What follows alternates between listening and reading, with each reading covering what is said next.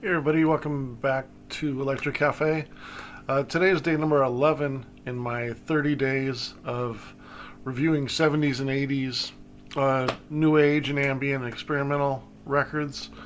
Um, Today's album is Garry Hughes' 1988 album, Ancient Evening. This album came out towards the end of Audion's label, towards the end of their Lifetime Larry Fast, aka Synergy, his record label, which was a sub label of Passport. This was the artwork style that they're mostly known for through their early years. In the last year or so, they switched to try a different, little different design, but most of their records are on this design, and this is what they're kind of mostly known for. This kind of style here. This was Garry Hughes' only release on Audio Records, and Garry Hughes was a well-known English keyboardist and producer. He played live with Bjork and Sly and Robbie and Garbage and Pink Floyd, Art of Noise, a lot of band members. So he was definitely a fairly well-known musician player, and delved into some ambient music here and there. He did a couple albums in there around this time, and this is every time I come back to this album, I'm really surprised in the quality of the music here, and maybe even more so the quality of the music is the layering, the production, and just the equipment used.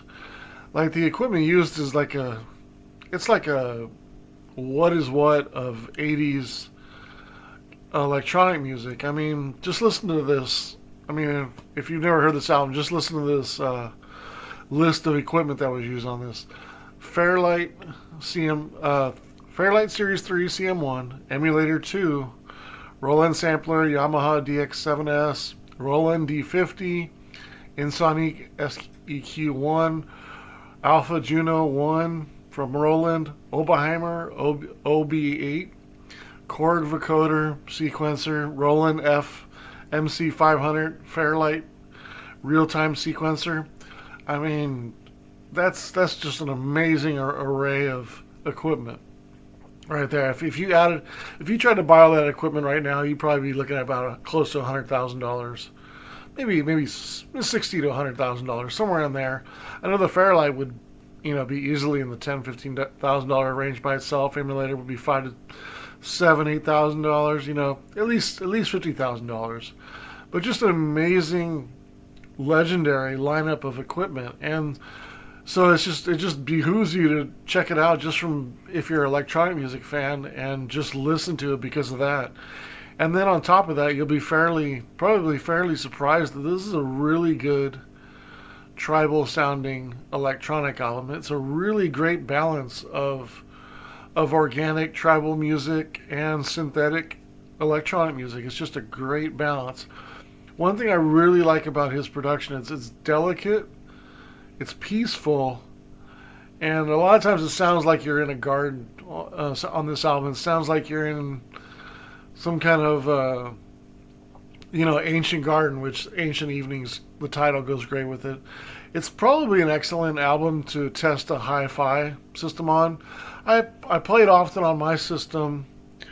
I wouldn't say often, but I play it on mine, and it really brings out a lot of different, notes and frequencies that you don't normally hear on regular stereos and with regular music. It's such a well balanced album, and because of the balance of the tribal and the synthetic, that it's still, I wouldn't say it's powerful, but it's definitely meaningful tracks too. It's not just wandering and ambient for sake of ambient. Like it feels like it has a real purpose, and that's definitely due to the overall theme of the album, which I always really appreciate when you have a theme to your album when you're an ambient music producer.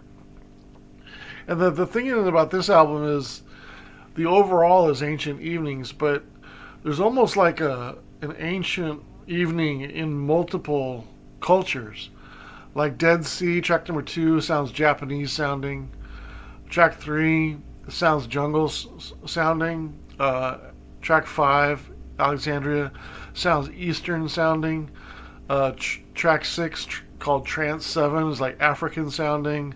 And then track 7, Zanzibar, is more island sounding, right? So it's almost like there's, and then you have the other tracks, Red Sea and Breakfast in the Ruins. You know, you can tell those ones are probably tribal and ancient too. So it almost sounds like there's an ancient evening in all of these tribes and all of these cultures, and it just really brings the music alive. And it really hits home for me, especially because, like, my parents, well, my father grew up in Africa because my grandparents were missionaries in Belgian Congo in the late 40s, 50s, and 60s. And my father, lived in the Belgian Congo from when he was roughly 2 years old till, roughly about 13 or 14 years old. And so I have a lot of African art, and I have a lot of African sculptures and also some African instruments and things like, and they were always really unique. If you guys know the Belgian Congo style music, and a lot of, they call it like Congotronics and stuff like that, like Konono number 1, and there's a lot of great sound. And what they would do is they kind of had that Jamaican style, put the sound systems out in the street and just start plugging away and playing away and just trying to piece together a cool sound system that sounds unique. And Belgian Congo and Congo, they did that with a lot of different instruments, and especially as Congotronics kind of started as well. But in the early days, it was before electricity. It was, making instruments out of unique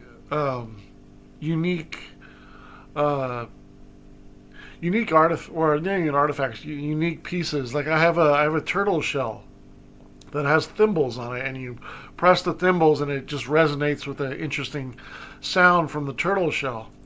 There's another one I have that's kind of on a. It almost looks like it has like sticks across, and that's kind of a string instrument that you pluck, and different beads on it sort of have like a shake to it, and just all these kind of interesting, unique instruments. And I always, growing up with my dad telling me that, and my grandparents telling me stories about Africa, it always set my creative mind on high, because I just blew my mind in thinking about, these big beating drums, and that would shake that you would hear for miles from tribesmen when they were having, dances or something like that. It just, and my father says, if a soldier died in war or something like that, they would do these amazing parties, and you would just hear drums from so far, and dancing into the night, and also times of respect and prayer, and a lot of tribal wouldn't even say rituals, but can't think of the word, presentations. They're kind of like rituals, but not like ancient rituals, but to tribute the person that passed away. Kind of like ceremonies, almost like that. And so it just set my mind afire of all those amazing tribal organic instruments playing all night with people dancing all night. And that's the origin of dance music. That's the origin of almost like rave music. I mean, it came from Africa. And so that always, I've always loved the sound of tribal drums, and but then I grew up with electronic music. So this really harkens back to my early days and my love of and ongoing my love of the two styles together. And I just can't urge you enough to check out this album if you like tribal music, if you like ambient music and you like Aboriginal music, or it's just a really solid album. As far as the tracks, Ancient Evening, the first track, really like the underlying keyboard sound. I mean, some beautiful Fairlight sounds in here. The chimes over the melody is really nice. Very good layering. Some wind instruments as well. Drumming, add that ancient vibe sound. Tribal ambient masterpiece. Really, 4 stars. I mean, it's just my favorite track on here right away. Great track. But then again, it's a very, very consistent album. Dead Sea, the second song. The second song is the sort of Japanese sounding one. 3.25 stars. Track 3, Bakilla, or Bakia, kind of jungle sounding, 3 stars. Breakfast in Ruins is probably, and Alexander, kind of probably the weakest ones for me personally, but still 2.5 stars and 2.25 stars.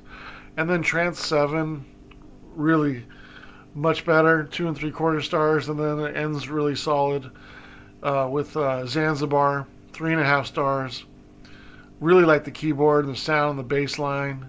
These island sounds are great. 3.5 stars. And then Red Sea, 3 stars as well. So basically you add up all the stars and it's 24.25 stars divided by 8 tracks is a 3.03. So roughly around a 71 on my scoring system. But I give it pretty much max points for what it sounds like. I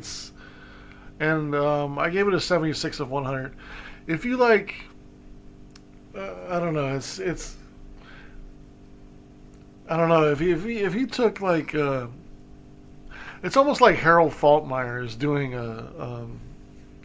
a tribal ambient record. Like it kind of like there's some bass lines in there too, and it's just that vintage kind of mid '80s sound, and it even sounds a little earlier than '88, probably because of the Fairlight and things like that. But it sounds a little bit more mid '80s because of the equipment. But just an amazing sounding record, really strong. I really urge you guys to listen to it. It's one of those hidden new age gems that a lot of people don't talk about.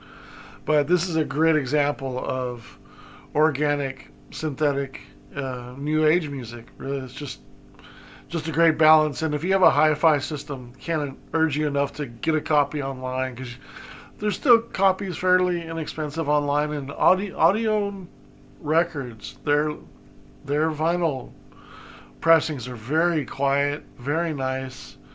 Not too many minutes per side. It's really nicely mastered on here. Their records sound great. So this would be a great album to test hi-fi equipment on. But I'm curious if any of you guys have ever heard this album, or if you haven't, I really urge you guys to check it out. Tell me what you think. See how you score it. I got it right in the middle of a very good on my new age / ambient / experimental scoring system. Right in the middle, 76. Not right in the middle, but you know what I mean. 74, 75, 76 is kind of in the middle of my very good. And just a really strong album.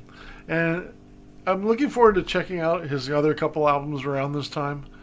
I hear they're pretty much almost on par with the quality of this one, but this one has always been, from what I've read over the years, this one's always been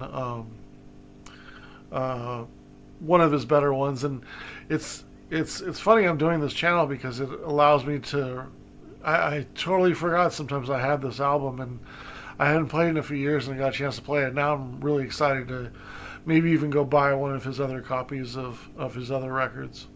But yeah, 76 out of 100 for Ancient Evenings by Garry Hughes.